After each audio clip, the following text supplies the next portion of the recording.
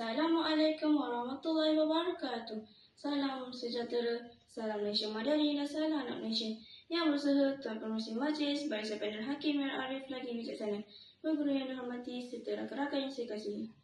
Kalau roboh Kota Melaka, papan di jauh saya dirikan. Kalau sungguh bagai dikata, badan dan nyawa saya serahkan. Patut warisan ini mengajar kita bahawa mempertahankan sebuah negara memerlukan pengorbanan. Namun pada hari ini, cabaran mempertahankan negara bukan lagi dengan mangkat senjata. Sebaliknya, kita sedang berdepan dengan perang pemikiran, perang berita basuh, perang kata-kata kebencian, perang boleh cyber. Ironinya, semakin canggih teknologi di tangan, semakin rapuh adab dalam tindakan, semakin pantas jari menaik, semakin perlahan hati menilai. Lalu saya bertanya, apakah benteng yang masih mampu menyatukan jutaan rakyat Malaysia yang berbeza bangsa, agama dan budaya?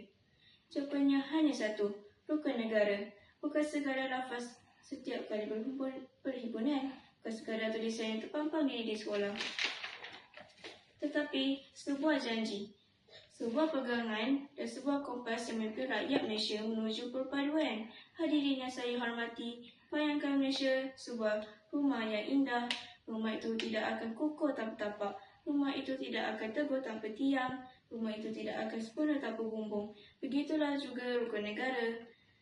Tegak rumah kerana sendi, runtuh sendi rumah binasa.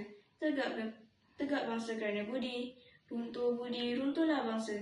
Prinsip pertama rukun negara ialah kepercayaan kepada Tuhan. Walaupun rakyat Malaysia berbeza agama dan kepercayaan, semua agama mengajar nilai yang sama. Berbuat baik, bercakap benar, saling menghormati, saling membantu sama insan. Dalam dunia digital hari ini, inilah yang menjadi benteng daripada fitnah, boleh cyber dan ucapan kebencian. Apabila hati dipenuhi kasih sayang, tangan tidak akan menyakiti. Apabila hati dipenuhi kejujuran, tidak akan memfitnah. Apabila hati dipenuhi keimanan, masyarakat akan hidup dalam keamanan. Jelaslah bahawa kepercayaan kepada Tuhan ialah tapak yang membuka rumah perpaduan Malaysia. Burung merpati terbang sekawan, hingga sebentar di pohon jati. Setia kepada raja dan watan, negara aman, rakyat dihormati. Hadirin sekalian, rumah yang kukuh memerlukan tiang yang tegak. Begitulah juga negara. Tiangnya ialah kesetiaan kepada raja dan negara.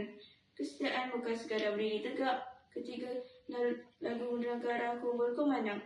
Kesetiaan juga bermaksud mematuhi undang-undang, menghormati guru, menjaga kebersihan sekolah, belajar sesungguh menghargai jalan gemilang.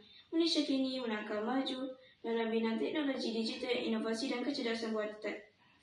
Namun, kemajuan itu tidak akan bermakna jika rakyat hilang semangat cintakan negara.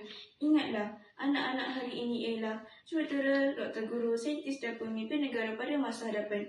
Jika hari ini kita setia kepada negara, suatu hari nanti negara pula akan berbangga dengan kita. Hadirin yang saya muliakan,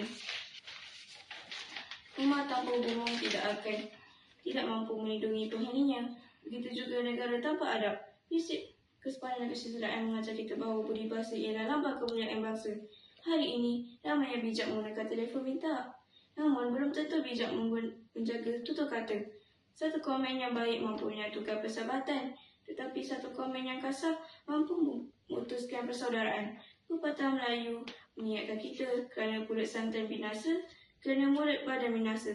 Oleh itu, marilah kita menjadi generasi yang menggunakan media sosial dengan penuh berhemah, bercakap dengan sopan, menghormati perbezaan, mengangkat nilai budi bahasa, dan apabila adab dijunjung, perpaduan akan disanjung.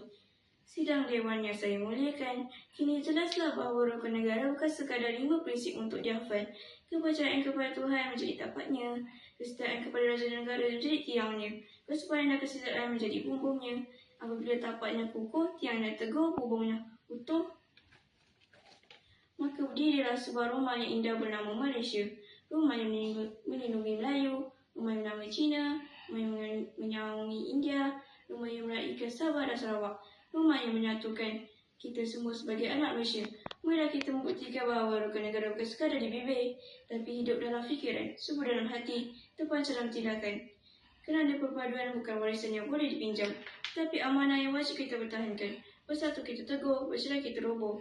Sekian, terima kasih. Wabillahi taufiq wal hidayah. Assalamualaikum warahmatullahi wabarakatuh.